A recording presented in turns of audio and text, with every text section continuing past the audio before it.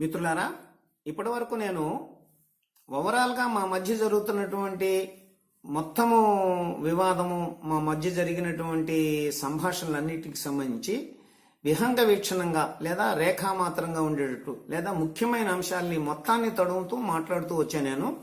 ఇప్పుడు ఇంకాస్త స్పష్టత రావాలన్నట్లయితే అంశాల వారీగా కూడా నేను 2-3 అంశాలు తీసుకొని ఏం జరిగిందన్నది మీ దృష్టికి తీసుకొస్తాను.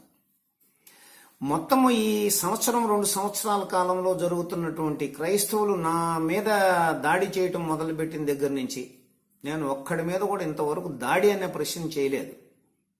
నేను పుస్తకంలో ముందు మాట రాశాను, కమ్మును ఊరుకున్నాను. నేను దాన్ని అడ్డం పెట్టుకొని నానా బీభత్సంగా 10-20 ఎపిసోడ్లు చేస్తూ మీటింగులు పెట్టి ఎట్లా మాట్లాడాలో అట్లా మాట్లాడారు. దాని అంతటికి బేస్ ఏంటో తెలుసండి.